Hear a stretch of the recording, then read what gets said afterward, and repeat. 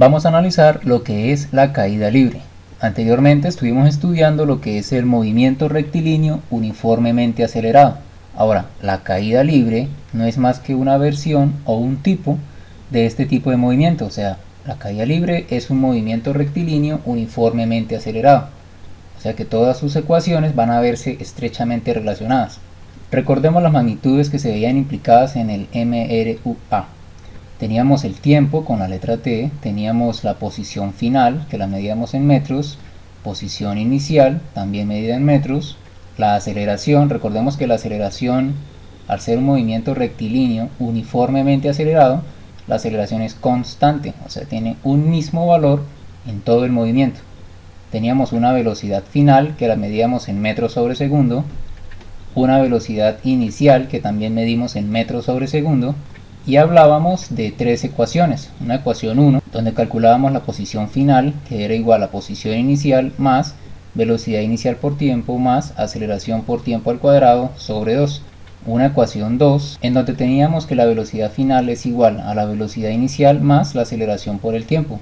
Y una última ecuación, la ecuación 3, que decía que la velocidad final al cuadrado era igual a la velocidad inicial al cuadrado más 2 veces la aceleración por, esta x significa el desplazamiento total de todo el movimiento. Listo, estas tres ecuaciones fueron las que trabajamos en el movimiento rectilíneo uniformemente acelerado.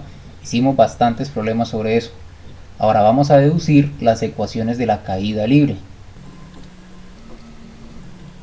Para ello vamos a hacerlo todo con un ejemplo. Supongamos que tenemos un árbol, este árbol se encuentra lleno de manzanas, y sabemos que cuando una manzana está lista, está grande o está madura, como esta que está aquí, simplemente se va a caer. Nadie la va a empujar, se va a soltar y va a tener lo que llamamos una caída libre. La palabra libre significa que nadie la tocó, nadie la empujó, simplemente se soltó.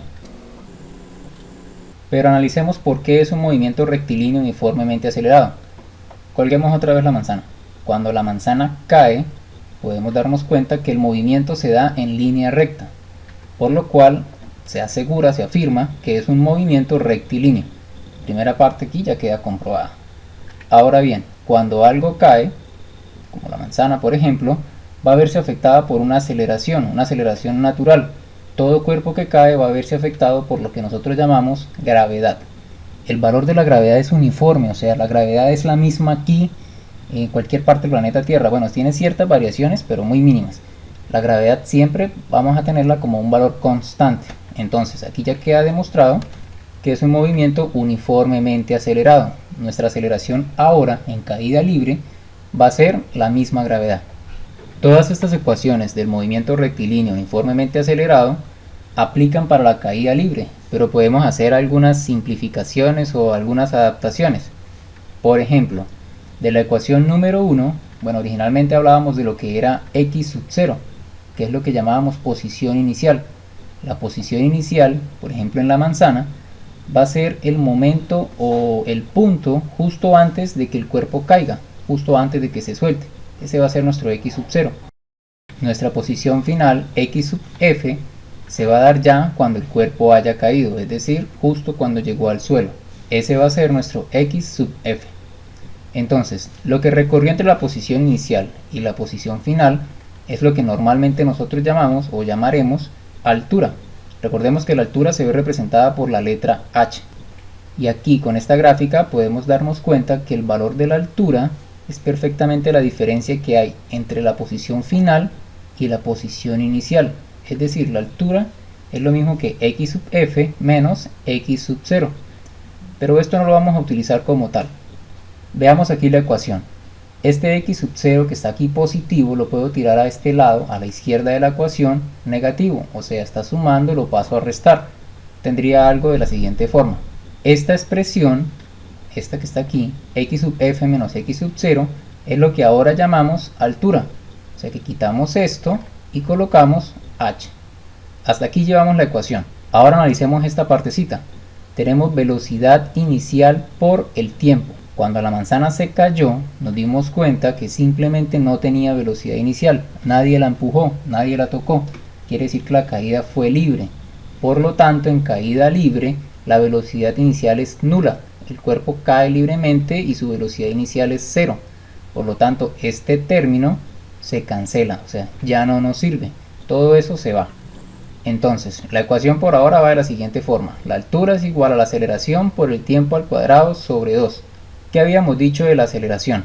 Todo cuerpo que está cayendo se ve acelerado es por la gravedad. Y la gravedad nosotros siempre la hemos venido representando por la letra G.